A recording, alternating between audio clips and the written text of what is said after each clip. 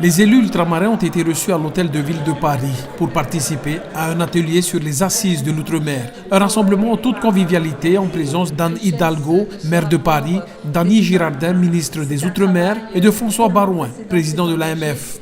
L'aspiration de nos territoires, ici à Paris, comme dans toutes les communes de métropole, comme encore plus, et l'histoire nous l'a démontré, dans toutes les communes ultramarines, où cette aspiration à la liberté, à la responsabilité individuelle et collective, à l'autonomie, au partage et à la volonté de définir son propre chemin, son propre destin et son propre avenir, justifiait pleinement d'offrir une nouvelle liberté. Ce fut la décentralisation. Et c'est bien le cœur de cela qui nous amène aujourd'hui à ce 100e congrès, c'est au fond poser la question pendant ces 3 jours, quel est l'avenir de la décentralisation ? Dans son discours, le président de l'Association des maires de France déplore la rupture de confiance entre les collectivités et le gouvernement central suite aux coupes budgétaires. En effet, une augmentation de 10 à 13 milliards d'euros d'efforts de gestion est demandée aux collectivités durant leur mandature, alors que celles-ci sont à saturation après des années d'efforts pour contribuer à l'assainissement des finances publiques. 13 milliards sur l'ensemble des collectivités, c'est une baisse conséquente. Bon, après, si on veut parler de la commune de Montbouty, c'est certainement pas à Paris qu'il va falloir parler de Montbouty. C'est dans notre FENUA, au sein du gouvernement de la Polynésie, parce que les enjeux sont tellement énormes et la baisse de la dotation de l'État est assez conséquente. Ce que nous impose le CGCT dans les communes de la Polynésie française ne sera pas évident à tenir à son terme, parce que nous n'avons pas les finances qui vont avec. La baisse, quelque part, va impacter sur toutes les communes. Et aujourd'hui, ce n'est pas vraiment la bienvenue pour nous, puisque forcément, l'année prochaine, nous venons d'avoir un arrêté du Haut Commissariat qui vient nous augmenter aussi le salaire de nos agents. Tant mieux pour nos agents. Donc l'indice de 1408 passe à 1430. Plus la baisse qu'on vient de nous annoncer, c'est vraiment pas la bienvenue. Ce gel de centaines de millions d'euros de crédits touchant notamment les plus petits territoires et collectivités comme la Polynésie française, nos intervenants n'ont pas caché leurs inquiétudes face aux nouvelles résolutions de l'État qui a pris selon eux ces premières mesures d'une manière unilatérale. On est obligé de travailler en partenariat, l'État, le pays et la commune.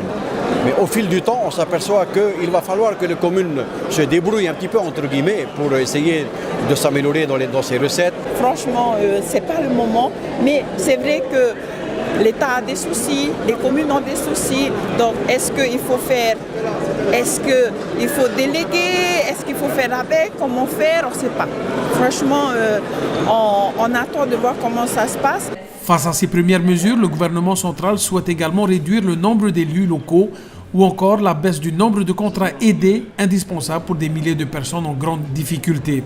Ces annonces font également réagir nos députés. Nous, notre souci, c'est de sauvegarder un maximum les moyens qui leur sont accordés, parce que la problématique n'est pas seulement dans la réduction des moyens, la problématique elle est à la fois dans la raréfaction des moyens, mais en même temps, en contrepartie, on leur demande plus. Et c'est là que ça pose problème. C'est là que ça pose problème. Je pense que l'effort financier, tout le monde peut le réaliser à partir du moment où il est réaliste, il est étalé dans le temps, il est négocié pour que petit à petit ce soit atteignable. Fixer des baisses drastiques, brutales, ça ne fonctionne pas et ça, on sera toujours opposé à ça. Bien que les relations État-collectivités locales se sont détériorées depuis déjà quelques mois, la ministre de l'Outre-mer a tenté tant bien que mal de rassurer nos élus ultramarins, mais surtout de clarifier cette volonté de l'État de transformer la France. Moi, ce que je leur propose, c'est de construire cette réponse dans le cadre des assises. J'ai aussi dit, et je le redis ici, que l'ensemble des réponses seront apportées à minima avec le même soutien de l'État. Et je le redis, à minima avec le même soutien de l'État. Il nous faut savoir faire plus efficace avec autant. Moi, je remarque qu'un certain nombre de dispositifs ont besoin d'être évalués. Un certain nombre de dispositifs ont besoin d'être changés pour répondre aux besoins d'aujourd'hui, aux réalités des territoires, aux réalités aussi des nouveaux porteurs de projets que sont les jeunes. Et il faut qu'on regarde l'avenir et il faut qu'on prépare les 30 ans qui sont devant nous. Et pour ça, les outils qui ont été pensés au siècle précédent, il faut oser les remettre en question. Alors que la majorité des maires sont vite passés d'un rapport de confiance à une méfiance à l'égard du gouvernement central, certains maires restent optimistes face aux nouvelles résolutions que souhaite définir l'État. Ma position personnelle, c'est que rien n'est facile. Et il est bien sûr évident que malgré le changement de cap, puisque le président Emmanuel Macron est un président jeune qui a envie de libérer la France, et ce n'est pas forcément les choix qui ont été faits par l'AMF il y a quelques mois, mais nous avons confiance en notre président et la France doit retrouver son rang.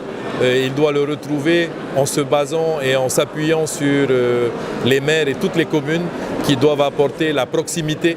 D'après le discours du président de la République, M. Macron, il disait justement d'aller dans ce sens-là et dans les assises outre-mer, d'apporter nos idées, notre doléance afin de faciliter le développement de chaque commune, car une loi qui a été pendue ne permet pas de développer les grandes communes par rapport aux petites communes. Et son message, c'est justement d'apporter aux préfets, les hauts commissaires, les administrateurs, d'adapter suivant les besoins des petites communes. Cette première soirée d'atelier sur les assises de l'outre-mer s'est achevée par un petit cocktail, l'occasion pour nos élus locaux d'échanger avec leurs collègues de différentes collectivités ultramarines.